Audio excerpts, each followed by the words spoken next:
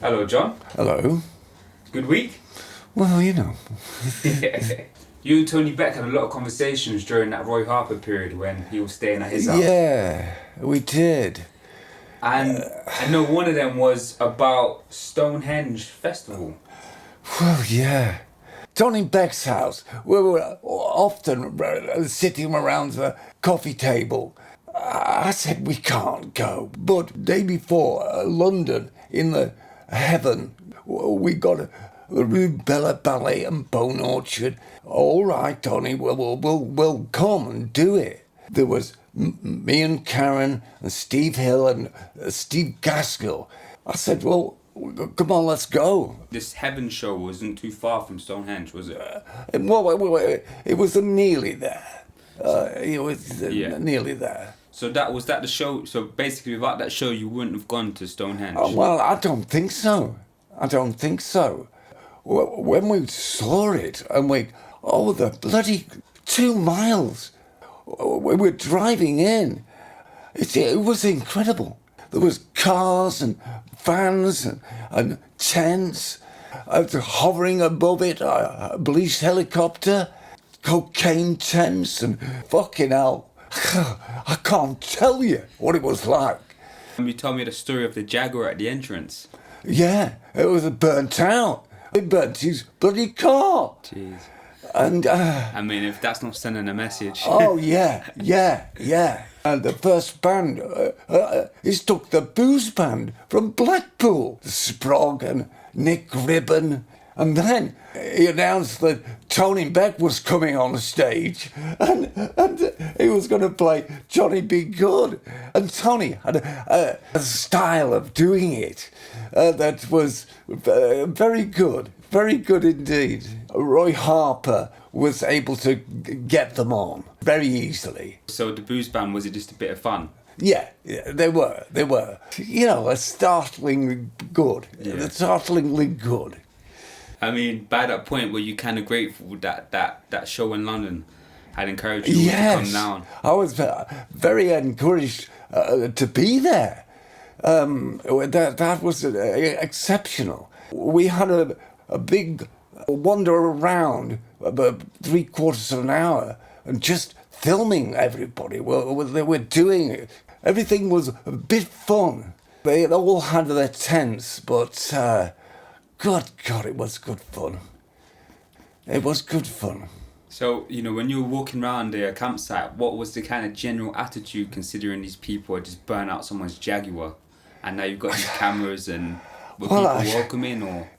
We would have to pretty carefully. We had Nik Turner. He just said, mention my name, and that'll be all right. And it was, because we had to do it a few times. So you'd have people that could approach you, ask you why do you have the cameras? Yes. There was another crew there from a different location. They were there with film cameras, but they didn't get it out quick enough. Roy Harper, it played in the afternoon and, the early evening. And it was great. It did about 90 minutes, just taking a joint from everybody, smoking it, and. So, what about the Enid? The Enid, Robert John Godfrey. He was an odd character, Letter from America and Wild Thing, that was really good. Wild Thing, it was just brilliant. The crowd were masses of them. They really did have it. We watched for Hawkwind. They played the ghost dance, and they played it for 10 minutes. We didn't see where he's coming. He was 6 girls dressed in white. Nikki was up on the top. What a blooming sight he looked. He had masks, and it was looking great. He was a very good performer. He was performing the ritual of light and dark. I didn't really get it, but we did it as he went along. So it was like a big theatrical show? Oh, yes.